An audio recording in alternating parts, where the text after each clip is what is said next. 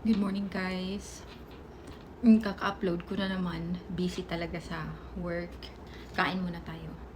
So, i-explain ko bakit ito ang kakainin ko. Kasi, for the past 30 days na nag-work ako ulit, ang dami ko talagang kinakain kasi, syempre pagod ka. So, ang baon ko talaga guys is malaki talaga siya na, yung baonan. Tapos punong-puno yun nung rice. Tapos yung isa namang baonan is punong-puno ng ulam. Tapos everyday ako nagsusok drinks.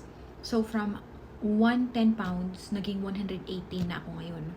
So nadagdagan ako ng 8 pounds in 1 month. So ito muna, iaano ko lang yung diet ko. Magda-diet muna ako for 1 week lang naman. Para pag umusog siya ng konti, magiging 114 pounds ako. Babalik na naman ako sa dati kong diet na malakas kumain, ini-enjoy yung mga pagkain, di ba? So, ganyan lang yung routine ko sa diet ko. Pag tumataas yung timbang ko, magda-diet ako ng 1 week kasi mabilis lang naman akong pumapayat. Diet ako ng 1 week, tapos i-enjoy ko na naman yung pagkain for 1 month or 2 months. Tapos, pag umakyat yung timbang ko, magda-diet na naman ako ng 1 week. Ganun lang, guys, ang routine ko sa diet ko. So, ito dapat meron kang protein, itlog. Pwede din namang iba-ibang protein, guys. Basta lang konti lang. Kailangan natin ng carbo, pero makukuha mo yun sa rice, pero ayoko munang mag-rice. Ayan, 3 baby potatoes lang. Ano lang to? O yan o, ganyan lang siya kaliit. Tapos, zucchini, paborito ko siya. Gulay, fiber. So, crunchy-crunchy siya guys, pag nagluluto ako ng gulay. Avocado, ewan ko. High in fat sata to eh. Pero gusto ko to. Konti lang. At saka pa ito papakita ko. Kumain ako kanina ng 2 maliliit na yogurt. Strawberry tsaka blackberry. Tapos ito, bumili ako kahapon. 3 flavor siya guys. Ewan ko kung anong ibig sabihin nito. So, ano pala to? 3 kasi to na flavor. Pero, first time ko lang mag-try nito guys. Ganyan itsura niya. Ang brand nito is Baby Bell. So, ito palang red is original. Ang isa is cheddar. Tapos, yung isa is, Monterey Jack taste. Ewan ko. Pero pareho lang to silang cheese, guys. Iba-iba nga lang ang So, hindi ko to mauubos lahat kasi kakain tayo, diba? So, ang pipiliin natin today is original. Gusto kong itry yung Monterey Jack taste. Ayan. So, ito lang ang tig-isa lang, guys. Bumili ako ng 2 yung pack. So, meron akong nun. I know, isa lang pala, pero 12 pieces, 1 dozen. Yung mga maliliit na, pakita ko po guys, Activia, ayan. Meron pala siyang ganito, apple, ayan, tapos ito, strawberry,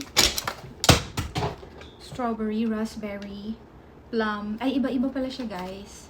Kasi dito ko lang siya nakita sa likod, akala ko 2 lang. Iba-iba pala yung flavors. So, ito, okay na to pambaon. 1 week kasi akong mag-strict diet. So, kailangan ko nito. Ito, guys, is probiotic to, guys. Itong yogurt. So, yan ang dadalhin ko. Sa work namin, malaki yung fridge namin for everybody. Ayan. So, buksan natin siya, guys. Buksan natin siya. Para siyang queso di bola, no? Para siyang queso di bola. Ayan. Hindi ko yun alam Kasi yung ibang binibenta dun, wala naman siyang wax. Ito pala may wax.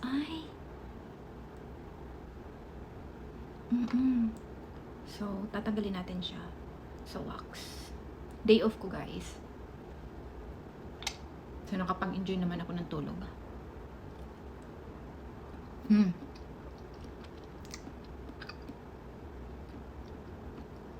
Masarap siya. Yung cheese, guys, halos para sa akin magkakapareho lang naman sila. Pero meron lang talaga yung kakaiba, kunyari yung cheddar. Malalaman mo talaga yun kasi yun nakasanayan natin sa Pinas.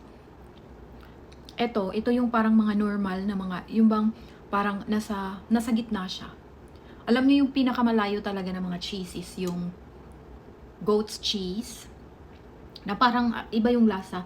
Meron din yung, ano nga ba yung mabaho, guys? Blue cheese? Yun yata yung mabaho. Natikman ko na yun, masarap siya. Pero, tinatakpan ko ang ilong ko. Kasi, hindi ako masaya sa amoy niya. May iba-iba yung cheese na hindi ko na matandaan yung mga pangalan. Weird kasi yung mga pangalan.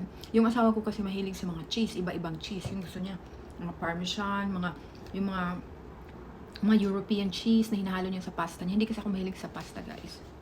Siya lang. So, kakain na tayo, guys. Babalatan ko muna to. Siyempre, meron akong sausawan. Tuyo at suka lang naman. Uy, mainit pa. Dapat pala binabad ko to sa sa tubig. Kasi daldal na ako ng daldal eh. Bakit? Isa lang kasi ang day off ko. Kasi, staggered kasi ang day off ko sa isang week. Kunyari, magjo-duty ako ng 3 days, day off ko ng isa. Duty ako ng 2 days, day off ko ng isa. Duty na naman ako ng 4 days, day off ko ng isa. Duty isa, day off na naman. So, wala talaga akong time. So, ito na yung hinati ko muna yung itlog para mawala yung init. Hindi muna ako ng sili.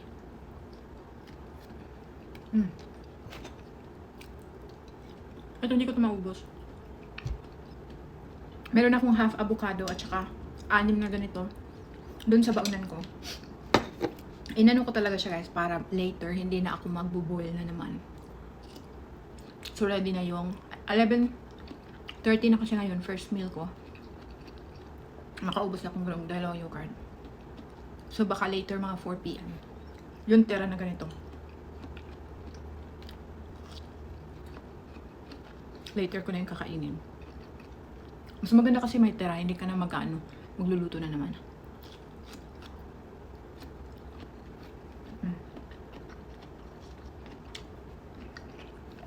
Ayan. So feeling ko isang egg lang makakain ko.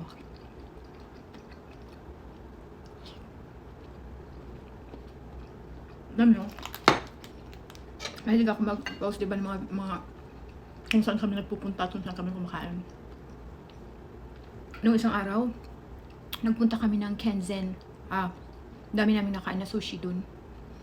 Kagabi, nagpunta kami ng first time kasi bago kasi yung Dennis dito sa lugar namin. Nagpunta ako dun. Tawang-tawa ako kasi puro white. Dito kasi sa tinirahan ko, puro kasi white ang mga tao dito. Tawang-tawa ako lang yung Asian dun. Sabi ko sa asawa ko, ikaw yung ticket ko, white ticket. Para nakakapunta ako sa mga mga mapuputing yung mga lugar na maputing tao lang ang madalas nagpupunta. Sabi ko sa kanya, tawang-tawa naman siya, nag-joke ako. Pero yun na nga, guys, hindi talaga, ang dami na namin pinuntahan na usually naman nagpo-post. Kaso guys, pagod na pagod talaga ako, guys. Every after shift, 8 hours kasi ako nakatayo. So kasi ako, guys, ang work ko is retail. Pero tiga-tag ako, guys. Tiga-check ako ng damit. Apparel. Mga pants, jeans, ano pa ba? Lahat ng damit, guys. From camisole to nightgowns, lingerie, blouse. Ano ba? Lahat. Mga top at bottoms ng lalaki, babae. Pati mga bata. Ang trabaho ko, guys, is chine-check ko yung mga brands. Kung tama ba yung pricing. Iba-iba kasi ang price. Kaso walang upuan. Bawal kang umupo dun. Nakatayo ka lang talaga. Pero, yung trabaho ko is magaan lang siya, guys. Kaso boring talaga siya, guys. Kasi paulit-ulit na lang eh. Meron ka namang lunch na 1 hour. So 7 hours lang ako nakatayo. Paulit-ulit talaga yung ginagawa mo. Ang gaan lang ng trabaho ko, guys. Kamay ko lang. Gumaganon-ganon lang. Nakatayo ka lang. Hindi ka palakad-lakad, guys, ha. Nakatayo ka lang, gaganon-ganon. Patingin-tingin. Ganyan, titingnan mo mga brand, mga sizes. Ganon lang, guys, ang trabaho. Ang nakakapagod kasi, guys, paulit-ulit yung ginagawa mo. Kaya sabi ko, sana naman may rotational. Kung minsan meron. Pero, usually, kung saan ka nilagay, doon ka mostly. magro-rotation na lang sila kung merong naka-vacation, merong nag-absent. So parang, oy, pwede tulungan mo muna siya. Yun, gusto ko yun. Tutulong-tulong. Ano naman siya guys, masaya. Kasi yung mga kasama ko is Ukrainian, Pinoy, tapos mga puti. So, mga Pinoy, syempre, maingay, tawa ka ng tawa. Yung mga Ukrainian, mga bababait sila sa akin. Tumatawa sila sa akin parati. Kasi, parati nila akong tinuturoan ng mga funny at mga slur words nila ng sa Ukrainian. So, tumatawa sila parati pag ako nagsasalita ng language nila. Tapos, gustong-gusto nila ako. Yun nga, kasi natatawa sila sa akin always. Yung mga naman, yung mga Pinoy, syempre, gusto din nila ako kasi natatawa din sila sa yung mga pinagsasabi ko. At syempre, mga sarcastic yung mga Pinoy, the way tayo mag-joke, diba? Yun. Pero kung hindi ka naman pwedeng mag-joke at mag-usap kayo ng for the next 7 hours. Hindi naman yun pwede, kailangan nyo namang mag-work. So, ayun na nga guys. Kung wala na, kung naubos na yung namin, yung topic namin. Oh, napaka-boring talaga guys. Alam mo yun, ang pinakamaganda lang naman, pagkatapos na, away ka na, pagod ka na, saka katayo. Kaya pag umuwi ako ng 8 a.m. kasi hanggang 4 ang shift ko right now. Pag uwi ko, pumapasyal pa kami ng asawa ko. Tapos kumakain kami sa labas, usually. Hindi na kami nakakapag-prepare. Kung siya minsan nagpe-prepare, ako hindi talaga ako nagpe-prepare pag may trabaho ako. Pag day off ko lang. So mostly kumakain kami sa labas. Kaya ayun, hindi na ako makapag-videos guys at makapag-post. Kasi, my God, yun nga. Pagod ako. Pagod sa kakaisip. Kakaisip. Yun nga, nakaka-stress pag Kung minsan din guys, kasi naubos na yung oras mo all day ka dun, kumbaga all day ka nakikipag, socialize sa mga tao. Pagkatapos ng work mo is ayaw mo nang magsalita.